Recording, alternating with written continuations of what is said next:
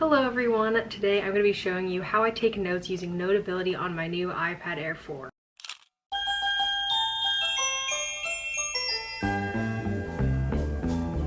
I use Notability rather than GoodNotes 5. I have both of the apps. Notability is $8.99 whereas GoodNotes is only $7.99, and I really think the decision comes down to your personal preference. A lot of them have very similar features, but I gravitate to Notability more. I will try to start taking notes on GoodNotes just to see if I really truly like Notability more, or it's just because I haven't tried GoodNotes very much. With that being said, let's get right on into this video. Here is my Notability setup. As you can see on the side, we have sections here. I have all notes, recent notes, unfiled notes. Those three you cannot get rid of. Those are like default. Those are just pre-made for you on Notability. And then the next subject dividers are the ones I made. So the best way I can describe this is that Notability is set up like the Apple Notes on all Apple devices. GoodNotes, however, is more set up like your desktop files on your computer. So I personally like the way Notability sets it up, but I know some people would prefer GoodNotes' version of the setup. So here I have welcome notes. The first note that you have on Notability is this pre-installed one, and it just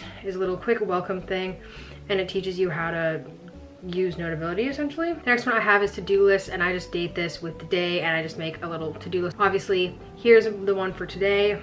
I wrote Tuesday, school online. Oh wait, I didn't even make one for today. Oops, I have 30 of them. I have my chemistry section, and this is obviously just like my chemistry notes. Then I have the same thing for my humanities class, all my humanities notes. Personal is just like my habit tracker and just like random things that just don't really go in another place, but I didn't really want to make one that said miscellaneous. And then I have geometry, and that is just geometry notes. And then I have YouTube, which is pretty self-explanatory. So for my to-do list, since I didn't make one today, I will make one to show you what I do. So first you tap this button up here, and that makes a new note, and the default title is note and then the day. For to-do list, I always title it, as you saw, just 12.20, and then it is, oh, I guess I already made a to-do list. Okay, but I'll make a new one. Okay, so this is just my fake to-do list. So let's first go over the top bar. First we have text, so you can make a text box. You can tab it and write, "This is a test." Here you can change the font, and then you can also change the size of it and everything, bold, italic, underlined, all the things. The next icon at the top is the pencil one. Now, if you tap it again, it will show up with all of these widths and all these colors. So the one that I use most commonly is black, and this one, it is the fourth one on the top row. And then down here, I have this non-pressure sensitive stroke, and then the next one is like a brush pen. So if you go light on the upstrokes and down on the hard strokes, it does that like brush kind of font. Here you can swipe for different colors. These two are pre-made for you, but you can also make your own palettes, which is what I did here. To do that, all you have to do is add the plus button. Okay, I'm gonna just add black to my palette. Here you can add any color you want, and then here is a really cool thing. This is a hex code, and if you look up any color you want on this website, you can literally find whatever you want. The hex code for my wall is 1AADBB, I think, something like that. But I get this nice blue color and hit the plus, and then it's right there, and then there you go. Also, the brush strokes, you have a straight dotted line, and then you have like an actual dotted line. So this one just looks like this. And then your dotted one is literally just dots instead of like dashes. A dashed line versus a dotted line. And that's how you do all that. And if you want, you can make a favorites, which I already have here on the side. It's this thing. You can move it up and down to where you want it. I just saved my most commonly used pens here, and then here's the eraser. If you have the Apple Pencil 2, I'm sure you already know about double tap. And if I double tap, it goes to eraser. And same thing if I go to the other way, it goes back. From pencil, you have the highlighter option, and it's the same exact thing as all of your pencil options, but I usually have it on this yellow color at this width over here. It is the third width from the left on the last row, and that goes like that. And this highlighter color will always go under the text instead of over it, making it a different color. If you do lift your pen up and start a different stroke, it'll make the original highlight stroke darker, as you can see here. And then you have your eraser icon, and here it's just widths, and then you could do whole or partial. I really like the whole option. So if you see this yellow stroke over here, you go here and you just erase just that, just a little bit, and it will erase the entire stroke. So say I wanted to erase that yellow part but not the blue or the black, all I would have to do is just do that and it's gone. But you can choose to not have the option. You can do partial, and that will just do this just a little bit, and so it won't erase the entire stroke. You have your scissors, you can go like that and select that and then move it all around, which is super cool. You can enlarge it, you can make it smaller, you can turn it different ways. If you don't want to have the whole box, you can draw your own outline. So I could do this and then it automatically makes a box, and it's the same thing.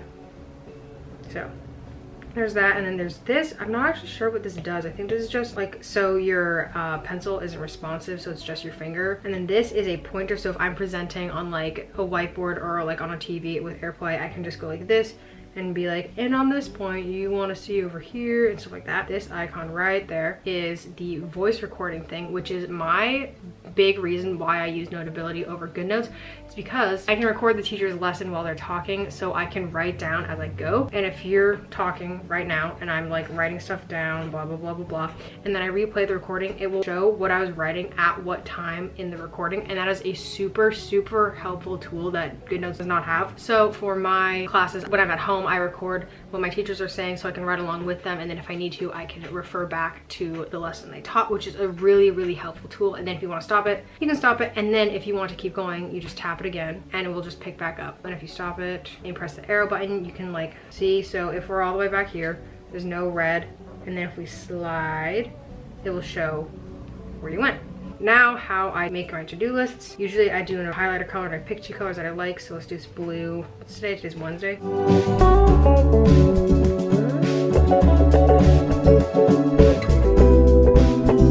And then I do the pencil color of another color that goes with it. So we can do this blue.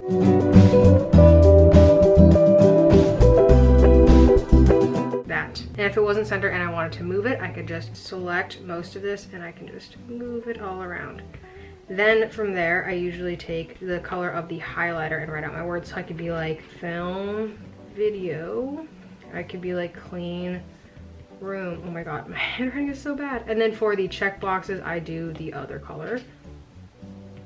And then I just keep going, and then to check it off, I usually do like a black one or something like that. And that is how I do my to-do lists. I'm now going to show you how I take notes, obviously, since this is what the whole video is. Okay, so let's go to like geometry. So here I have all my things, and if you see right underneath the title, there's a little like, there's a bunch of lines, and that just means that there was a voice recording with that note. So let's go to the most recent one I did, perfect squares by Pythagorean theorem. Here is what I have. Generally for titles, I will highlight it and do it in all caps with a different color, and then that's my title. For my answers, I like to circle it in black and then color it in with a highlighter, so it's really easy to pick out. Like when you're just scrolling, you can be like, oh, answer, answer, answer, and answer. And it's just really easy to pick up. Another cool thing about Notability is that if you're drawing lines, it'll automatically correct it. So that's how I got these like really straight triangles. So if I wanted to make another triangle, I could just draw a line, hold it down, and then it's there. Same thing. And there you have your perfect line. Same thing works for circles.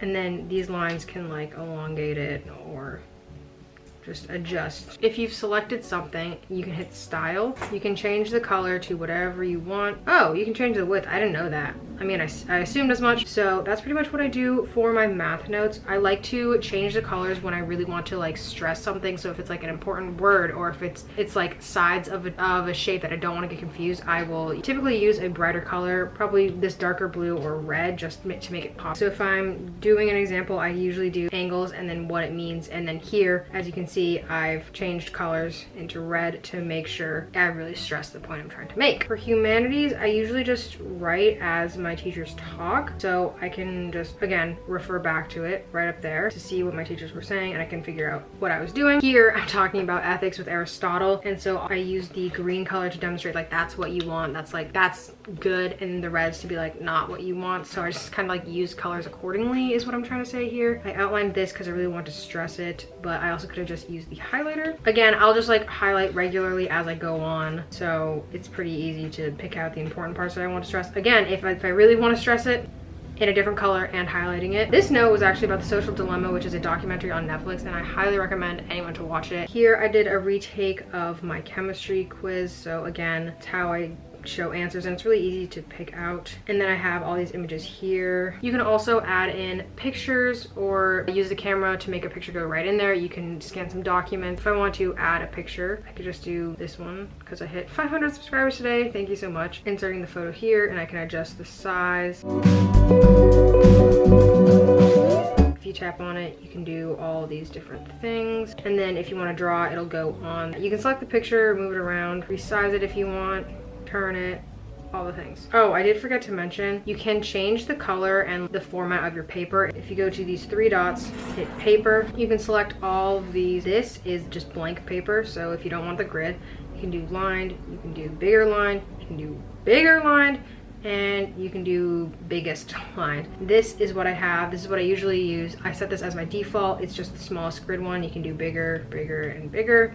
And you can do dotted grid if you really want to.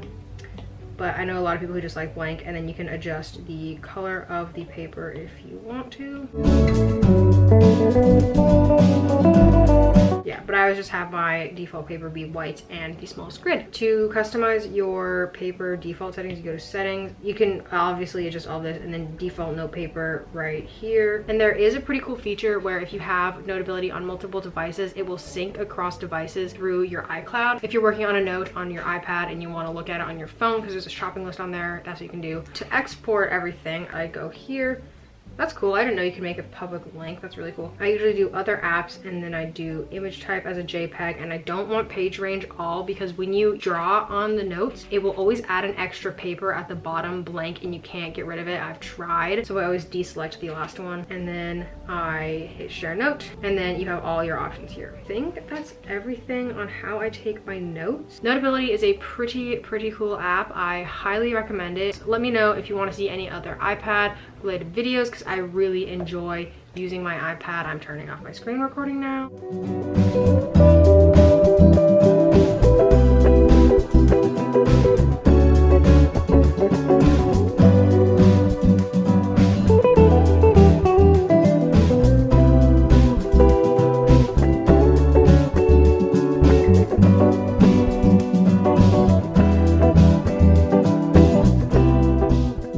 Oh my god, there's a lot of talking. Okay. I hope this video helped you in some way, gave you some insight on how I take notes on Notability. I hope it helped you decide if you were going back between GoodNotes or Notability.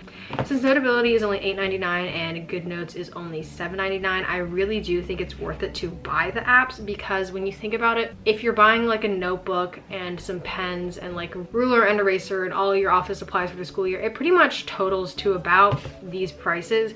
So when you think about it, that you're buying an app that you can use limitlessly for all those different pen options, eraser options, and all those cool features like the recording aspect and the photo aspect and all these different things, I really do think it's worth it, and it's not that bad. They're really great apps, and I highly recommend them to anybody who's trying to do schoolwork right now or just in general. I really enjoy having both of those apps, and those are my most frequently used apps on my iPad, or Notability is at least, and that's really what made my purchase of the iPad and the pencil worth it. If you don't have the Apple Pencil or a stylus for your iPad, I really do think you should think about getting it. The pencil just transforms your experience, and I really do think it is worth it. Yeah, that is everything. Thank you guys so much for watching. I hope this video helped you out in some small way. Don't forget to like this video and subscribe down below. When you subscribe, don't forget to turn on that post notification bell so you get notified right when I upload at 3 p.m. Eastern on Tuesdays and Fridays. Don't forget to follow me on all my social media. You can find me on Instagram, Twitter, Spotify, VSco, Pinterest, and Depop, all at Jolie Deal. If you made it here, comment down below letter, because I just spent 2 hours sealing and stamping letters for my mom. The quote of today's video is going to be just enjoy where you are now. I really like that quote. Enough rambling from me. I hope you guys enjoyed it, and I will see you next time.